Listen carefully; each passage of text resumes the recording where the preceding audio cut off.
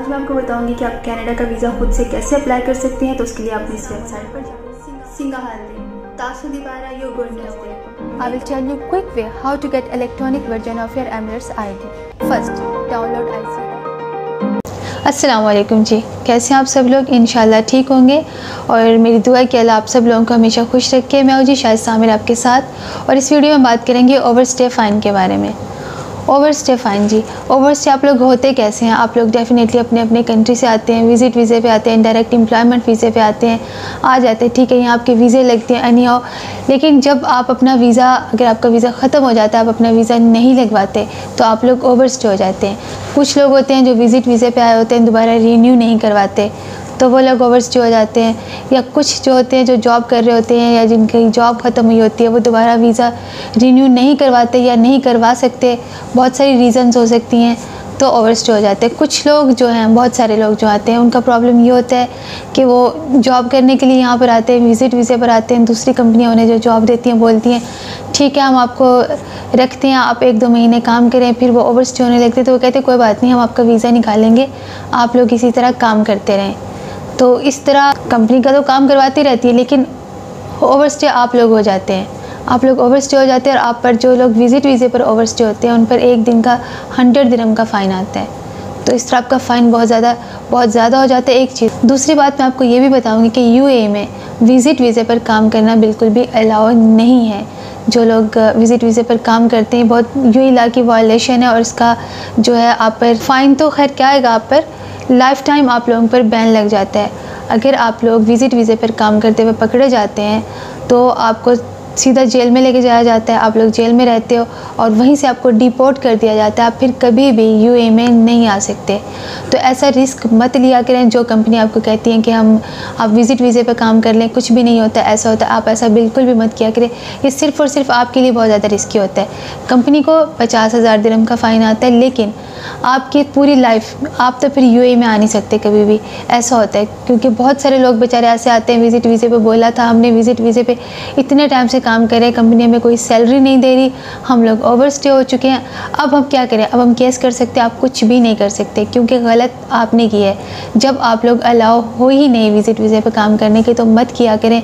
आपका लीगल कुछ भी नहीं है, आपने विज़िट वीज़े पे काम किया, जितना मर्ज़ी काम किया, आप कुछ भी नहीं कर सकते क्योंकि आपने खुद गलत किया है, आपने खुद यूएई का लॉ ब्रेक किया है। आप कभी भी इस तरह किसी के हाथों में यूज़ मत हो। आपका विज़िट वीज़ा ख़त्म हो रहा है, आप अपना विज़िट वीज़ा रिन्यू करें, करवाएं, इलीगल मत हो। इलीगल होने के बाद बहुत सारे प्रॉब्लम्स होते हैं। खुदा ना खास्ता आपको कुछ भी होता है तो आपका कोई लीगल स्टेटस नहीं होता, आप कुछ भी नहीं कर सकते और खामखा ब्लैकमेल भी हो रहे होते हैं। और बहुत सारे लोग जो हैं वो इस उम्मीद पर इलीगल हो जाते हैं, इस उम्मीद पर वीज़ा रिन्यू नहीं करवाते कि एमनेस्टी आएगी, जब एमनेस्टी आएगी तो फ्री में हम लोग जो है लीगल हो जाएंगे। ये भी गलत है। आप अपने आप को लीगल रखें, पता नहीं एमनेस्टी आती है या नहीं आती, कितने साल के बाद आती है। इस उम्मीद पर कभी भी इलीगल मत हो। अपने आप को लीगल रखे, बिला वजह किसी पंगे में पड़ने की ज़रूरत नहीं है। और कुछ लोग जो होते हैं जैसे एम्प्लॉयमेंट वीज़े पे होते हैं, उनकी जॉब ख़त्म होती है, कुछ भी होता है, तो वो लोग अगर जेन्युइन प्रॉब्लम है, ठीक है, कंपनी कोई प्रॉब्लम कर रही है, आप इस वजह से ओवरस्टे हो रहे हैं, वो ठीक है और बात है, आप लोग कोर्ट में जा सकते हैं, कंपनी की वजह से हो रहे हैं। लेकिन अपनी वजह से अगर कंपनी से आपकी जॉब ख़त्म होगी तो अपनी वजह से ओवरस्टे मत हुआ करें। ओवरस्टे होने के बाद बहुत ज़्यादा प्रॉब्लम्स हो जाते हैं, बहुत ज़्यादा हो जाते हैं। जो लोग ओवरस्टे हैं आप उनसे पूछें कि उनका कितने ज़्यादा प्रॉब्लम है, वो कुछ भी नहीं कर सकते। उनके साथ अगर कुछ गलत होता है तो वो डरते रहते हैं कहीं भी जाने से, कंप्लेन करने से कि हम तो पहले ही ओवरस्टे हैं, सारा ब्लेम हम पर आएगा, और बात भी सही है इसलिए। और जो लोग विज़िट वीज़े पे ओवरस्टे होते हैं उनका तो मैंने बता दिया, पर डे का 100 दिरहम फ़ाइन होता है। जो लोग रेजिडेंस वीज़े पे ओवरस्टे होते हैं उनका जी 25 दिरहम जो है पर डे फ़ाइन होता है, यानी कि एक दिन का आपको 25 दिरहम 25 दिरहम पे करना पड़ता है। और बहुत सारे लोग हैं जो बेचारे ओवरस्टे हुए पड़े, उनकी फैमिलीज़ हैं, उनकी वजह से फैमिलीज़ भी उनकी ओवरस्टे हो जाती हैं। बच्चे ख़ास तौर पर वो स्कूल नहीं जा सकते। तो ये भी एक मुश्किल सी या गलत सी बात है कि एक बंदे की वजह से पूरी फैमिली जो इफ़ेक्ट होती है। ठीक है, आपका कोई जेन्युइन प्रॉब्लम बन रहा है, ओके, लेकिन कुछ लोग पता नहीं किस उम्मीद पर ओवरस्टे हो जाते हैं और उसके बाद वो बहुत सारे प्रॉब्लम्स फेस करके जितने का उनका वीज़ा लगना था उससे कहीं ज़्यादा अमाउंट पे करके अपने आप को लीगल करते हैं। या फिर क्या होता है, डिपोर्ट होते हैं। डिपोर्ट होने का मतलब होता है कि फिर आप गए, लाइफ टाइम गए, या तो फिर आप यहाँ कोई जो बंदा कानून जानता है, लॉयर होता है, उनसे मिले, उनसे कंसल्ट करें या फिर आप गए। लेकिन जो लोग एनी हाउ ओवरस्टे हो चुके हैं, जिन लोगों के फ़ाइन है, अगर आप लोगों का दुबई का वीज़ा है तो आप आमिर सेंटर में जाएं, आसानी से माफ़ हो जाता है, इतना कोई मुश्किल नहीं है। और जिनके अबू धाबी के हैं, अबू धाबी इमिग्रेशन से भी फ़ाइन माफ़ होते हैं। और इसके अलावा अगर आप लोगों का फ़ाइन 10,000 दिरहम से ज़्यादा है, अगर 10,000 दिरहम से ज़्यादा है या बहुत ज़्यादा है, तो आप चाहें तो कांटेक्ट कर सकते हैं, तो ऑफ़िस में भी आ सकते हैं, आपका फ़ाइन कम हो जाएगा। कॉन्टैक्ट डिटेल्स मैं डाल देती हूँ, अगर आप में से कोई चाहे तो कांटेक्ट कर सकते हैं अगर आप लोगों का ज़्यादा फ़ाइन है।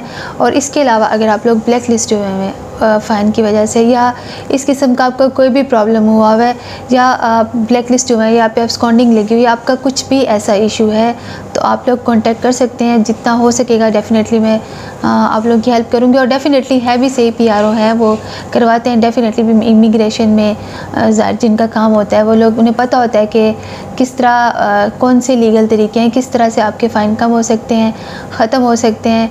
तो आप लोगों की डेफ़िनेटली पूरी हेल्प की जाएगी, जो भी तरीका होगा आपको बताया जाएगा।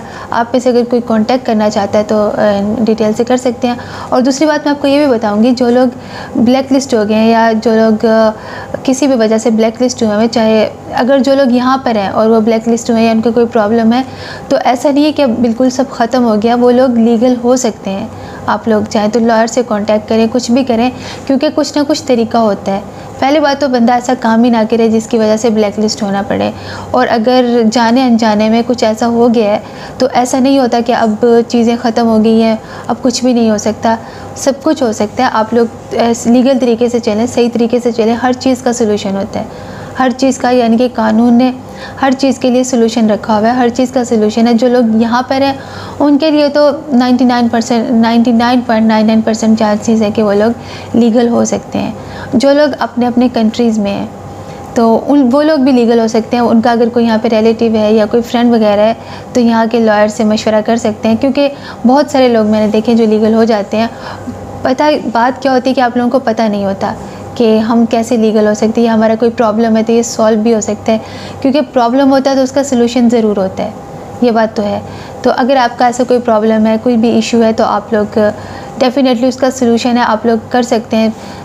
हाँ, दूसरी एक चीज़, जो लोग मेडिकली ब्लैक लिस्ट होते हैं, जो किसी भी वजह से हो जाते हैं, तो वो लोग भी आ सकते हैं, क्योंकि जब आप लोग ठीक हो जाते हैं, आपको कोई भी बीमारी थी, सपोज़ आपको हेपेटाइटिस था, आपका ठीक हो गया है, तो आप लोग जो होता है 1 साल के बाद, 1 साल से पहले नहीं, 1 साल के बाद आप अपना मेडिकल जो है फिटनेस सर्टिफिकेट देते हैं। आपका अगर कोई भी होगा तो वो इमिग्रेशन में जाएगा वो लेके, और आपको बताएंगे कि अब आप ठीक हैं।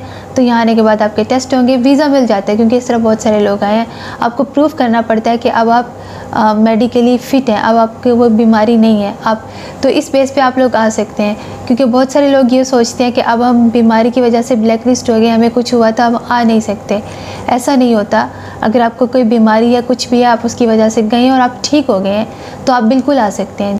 आप लोग ब्लैक लिस्ट हो गए हैं, आप लोगों पर बहुत ज़्यादा फ़ाइन आ गया, आप लोग ओवरस्टे हो गए हैं, कोई भी ऐसा प्रॉब्लम हो गया, तो इसका ये मतलब नहीं कि लाइफ ख़त्म हो गई या यूँ ही आपके लिए ख़त्म हो गया, ऐसा कुछ भी नहीं होता। हर चीज़ का सलूशन है। मैंने आपको फिर बता रही हूँ कि ब्लैक लिस्ट है, उसका भी सलूशन होता है। आप ओवरस्टे हैं, उसका भी सलूशन है। आप पर बहुत ज़्यादा फ़ाइन है, उसका भी सलूशन है। तो परेशान होने की ज़रूरत नहीं है, आप सिर्फ सलूशन की तरफ देखा करें, परेशानी की ज़रूरत नहीं होती। और दूसरी बात, जैसे मैं पहले भी बताया, आपका दुबई, अबू धाबी, शारजा या इसका कोई फ़ाइन है। और पहली बात तो ये कि आप आमिर सेंटर जाएं, वहाँ से कम होता है, एप्लीकेशन टाइप होती है। दुबई का अगर है तो अबू धाबी का, तो अबू धाबी की पहले तहसील में चले जाएं, वो लोग आपको गाइड कर देंगे। उसके बाद पेपर बनता है, आप इमिग्रेशन जाके करवा सकते हैं, ये होता है। इसी तरह बाकी एमिरेट्स में होता है। अगर आपको समझ नहीं आता या आपका फ़ाइन बहुत ज़्यादा है तो आप कांटेक्ट कर सकते हैं। आप लोगों को जी जो PRO बिल्कुल डिटेल बताएंगे, जो भी प्रोसीजर होगा आपको बताएंगे। इंशाल्लाह पूरी हेल्प की जाएगी, ऐसी बात नहीं कि नहीं होता। तो मुझसे जो हो सकेगा मैं तो डेफ़िनेटली करूँगी। और बहुत सारे लोगों के फ़ाइन कम हुए हैं। मैं ये वीडियो सिर्फ इसीलिए डाल रही हूँ कि बहुत सारे लोगों के फ़ाइन कम भी हुए हैं, और बहुत सारे लोग ख़ुद भी करवाते हैं, वो खुद जाके करवा लेते हैं, आमिर सेंटर में होते हैं उनके। और इमिग्रेशन के भी बहुत ज़्यादा फ़ाइन खुद जाके लोगों ने कम करवाया अबू धाबी में। तो एक बार पहले आप लोग ट्राई कर लेना खुद से, अगर आप लोगों के होते हैं तो ठीक है, और अगर नहीं होते, कोई प्रॉब्लम हो रहा है या फ़ाइन आपका ऑलरेडी बहुत ज़्यादा है, तो आप लोग कांटेक्ट कर सकते हैं, जो मैंने कांटेक्ट डिटेल्स दी हुई हैं। और दूसरी बात ये कि मेरा जो टिकटॉक का अकाउंट था वो मेरा हैक हो गया है और अभी मैंने दूसरा अकाउंट बनाया। मैं स्क्रीन पर डाल भी देती हूँ, आप लोगों में से जो लोग फॉलो करना चाहें आपकी मर्ज़ी है। लेकिन डेली जो शॉर्ट अपडेट्स होती हैं, डेली की होती हैं, वहाँ टिकटॉक पर डेफिनेटली डिटेल में बात नहीं कर सकते, टाइम कम होता है। तो सारी जो अपडेट्स होती है मैं टाइम टू टाइम वहाँ पर अपडेट करती रहती हूँ टिकटॉक पर। और मेरा टिकटॉक का जो नया अकाउंट है वो शाइस्ता आमिर 07 है, यहाँ मैं स्क्रीन पर डालती हूँ। आप लोगों में से अगर फॉलो करना चाहें तो कर सकते हैं। पहले वाला मेरा हैक हो चुका है, अल्लाह भला करे जिसने भी यानी हैक किया मेरा अकाउंट। तो इंशाल्लाह फिर मिलते हैं नेक्स्ट वीडियो में। अपना बहुत सारा ख्याल रखिएगा, दुआ में याद रखिएगा। अल्लाह हाफ़िज़।